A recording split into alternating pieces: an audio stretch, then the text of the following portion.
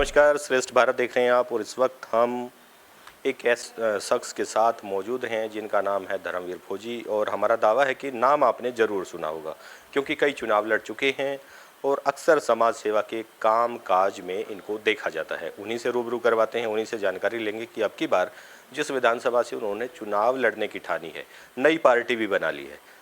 और पार्टी के बारे में बातचीत की जाए तो पार्टी नई जरूर है, लेकिन पूरे हरियाणा में एक तरह से इसका नाम घूमने लगा है, गूंजने लगा है। उस पार्टी का नाम भी जानेंगे और कौन कौन कैंडिडेट वहाँ से लड़ रहे हैं उसके बारे में भी जानकारी लेंगे। तो आइए बातचीत करते हैं धर्मवीर फौजी से। फौजी साहब, सबसे पहले तो ये बताइए कि किस तरह की ये पार्टी है, क्या नाम आपने इसका रखा और क्या सोचकर पार्टी बनाई? सबसे पहले तो मैं श्रेष्ठ भारत की पूरी टीम को नमस्कार करता हूँ। ये हमारी सैनिक कांग्रेस पार्टी है, जो हमारे एक्स सर्विसमैन हैं, कुछ हमारे रिटायर साथी हैं, सब ने मिल करके इस पार्टी का निर्माण किया है। और सबसे कम उम्र के होने के नाते इसका पूरी जिम्मेवारी मेरे को सौंपी है। तो सब कुछ आप ही देखेंगे और जो दूसरे साथी हैं उनको क्या क्या जिम्मेदारियाँ दी गई? राष्ट्रीय अध्यक्ष की जिम्मेवारी मेरे पास है, सभी अपनी अपनी जिम्मेवारी संभाले हुए हैं, सभी पद हमने बांट रखे हैं। और हमारे से सीनियर जो कर्नल हैं, मेजर हैं, उनकी उसी प्रकार से उनको जिम्मेवारी दी गई है। जैसे कि उम्र ज़्यादा हो जाने के कारण से उनको थोड़ा कामकाज के तरीके के हिसाब से उनको जिम्मेवारी दी गई है। तो पहले आप फौज में थे, अब अचानक से राजनीति में। कई बार ऐसा होता है कि फौजी के दिमाग में राजनीति जल्दी घुसती नहीं है, तो क्या सोच के राजनीति में आए? राजनीति में एक्चुअली क्या ना, हमारे पहले तो हमारे जो देश के सैनिक हैं उनके साथ ही अत्याचार हो रहे हैं।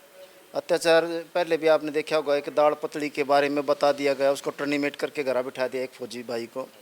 और दूसरा, जैसे कि हमारा कोई भी सही सैनिक शहीद हो जाता है, ना तो उसको पेंशन है ना कोई मुआवजा है, तो उनकी देश के हमारे जो सैनिक हैं उनकी लड़ाई हम लड़ेंगे। और जो समाज के जो गरीब लोग हैं, दबे कुचले गरीब लोग हैं, उनकी लड़ाई भी हम ही लड़ेंगे। तो हरियाणा प्रदेश की अगर हम बात करें तो कितने ज़िलों में आपकी जो टीम है, या जो विधानसभा क्षेत्रों की हम बात करें तो कौन कौन चुनाव लड़ रहा है और आप खुद किस क्षेत्र से चुनाव लड़ रहे हैं? पहली बात तो हमारा पूरे हरियाणा के अंदर हमारे पूरी की पूरी टीम है। पहले हमारा ये था कि हम इलेक्शन ना लड़ें, परंतु लास्ट में आकर के मैनेजमेंट कमेटी ने निर्णय लिया कि हम एक सीट पर चुनाव ज़रूर फाइट करेंगे ताकि हमारा कुछ प्रचार हो। तो वो जो सीट छाटी गई वो क्या सोचकर छाटी गई? क्या वहाँ फौजी ज़्यादा हैं, रिटायर्ड फौजियों की अगर हम बात करें, और वो सीट कौन सी है?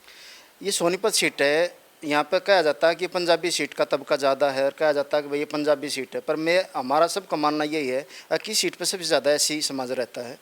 लगभग 1,10,20,000 के लगभग वोटें ऐसी समाज की हैं, जिसमें 70,000 वोट अकेले दानक समाज की हैं, और मैं दानक कम्युनिटी से बिलोंग करता हूँ। तो अक्सर देखा जाता है फौजी साहब कि इस कम्युनिटी में बातचीत करें या ऐसी समाज की, ओबीसी समाज की अगर हम बातचीत करते हैं, तो अक्सर इन्हीं के ऊपर, इन्हीं लोगों के ऊपर चुनाव लड़ा जाता है, इन्हीं लोगों को टारगेट किया जाता है, इन्हीं लोगों को शराब और कैश दिया जाता है। तो ये लोग बहकने वाले लोगों में शामिल क्यों हैं? क्यों अब तक शिक्षा जो है इनके लिए ज़रूरी नहीं हो पाई? क्यों ये सुधर नहीं पाए और राजनीति में अपनी भागीदारी साबित क्यों नहीं कर पाए?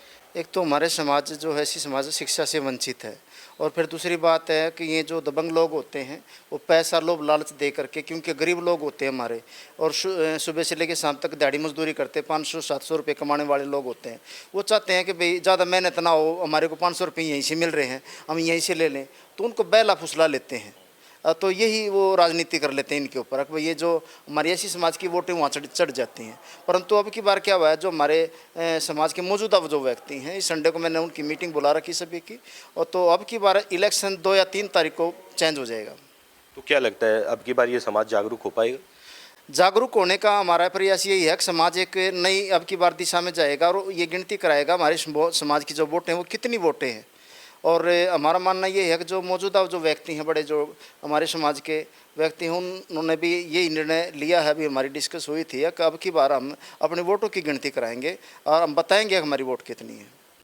ये तो बिल्कुल सही निर्णय है आप लोगों का, लेकिन एक बात ये भी हम आपसे जानना चाहेंगे कि अगर आप जीत दर्ज कराते हैं इस विधानसभा से तो किस पार्टी को समर्थन देंगे? एक्चुअली क्या है, क्योंकि हम एक सीट पर ही चुनाव लड़ रहे हैं, और रही दूसरी बात, बीजेपी को तो हम बिल्कुल भी समर्थन करने को तैयार नहीं है, क्योंकि बीजेपी ने ही हमारा नाश किया है।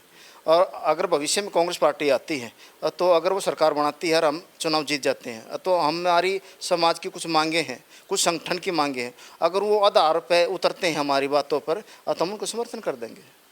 तो आप कांग्रेस को समर्थन करना चाहेंगे, तो इस पार्टी को कांग्रेस की बी टीम मान लिया जाए? No no no, B team नहीं है।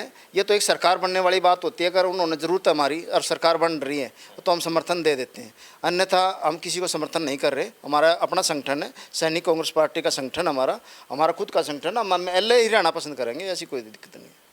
पहले जेजेपी पार्टी बनाई गई, उसके विषय में भी ये कहा गया था कि हम किसी को समर्थन नहीं देंगे और खासकर भाजपा के गोद में जाके नहीं बैठेंगे, लेकिन किया गया। कहीं आपकी पार्टी के कुछ कार्यकर्ता जो विधायक के रूप में अगर चुने गए या आप चुने गए तो ऐसा तो नहीं होगा? भाई उनका परिवार जेल में था, अपने साथियों को, अपने परिवार को बाहर निकालने के लिए उन्होंने क्या स्टेप उठाया है, हम उनके बारे में ज़्यादा कुछ नहीं कहना चाहेंगे, क्योंकि उनका अपना स्टेप था, वो हमारा अपना स्टेप है, हमारा अपना संगठन है। जो हमारे साथी हैं, कुछ ऑन ड्यूटी हैं, कुछ रिटायरमेंट हो चुके हैं, और सभी बैठ कर निर्णय लेंगे। हमारी एक मैनेजमेंट कमेटी है, वो जो निर्णय लेगी वही फाइनल रहेगा सर। जेल की आपने बात की, अभी कांग्रेस के जो नेता थे सुरेंद्र पवार जेल से बाहर आए हैं, तो ऐसी पार्टी को समर्थन देना चाहेंगे? ऐसा है जी, ईडी किसी पे भी लगा देते हैं। बीजेपी वाली एक ही रणनीति है बीजेपी की, कोई भी आगे बढ़ता दिखता है तो उस पर या तो ईडी बिठा दो उस पर, या किसी न किसी मामले में अभी केजरीवाल को देख लो, उसकी अपनी पार्टी है, उसको भी भीतर बैठा रखा था, सीएम होते हुए उसको भीतर गिर रखा है, और अभी बाहर आए हैं। अभी अब सुरेंद्र पवार भी जी भी कल लगभग बाहर आ गए हैं। तो मैं तो मानना यही है कि जनता जो कह रही है, मैंने तो जनता से सुनी है, अगर भाई ईडी का पूरा जो भी उनके ऊपर लगाया गया था पूरा स्थगित कर दिया गया है। चलिए, अच्छी बात है। हमने धर्मवीर फौजी से बात की और काफ़ी सुलझे हुए इंसान लगे, और दबे कुचले जो लोग हैं, जो वर्ग है, उसको कहीं ना कहीं उठाने की जिम्मेदारी इन्होंने ली है।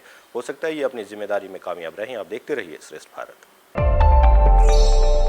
श्रेष्ठ हरियाणा पर खबरों से जुड़े रहने के लिए चैनल को लाइक और सब्सक्राइब जरूर करें। बेल आइकन दबाएं और देखते रहें श्रेष्ठ हरियाणा।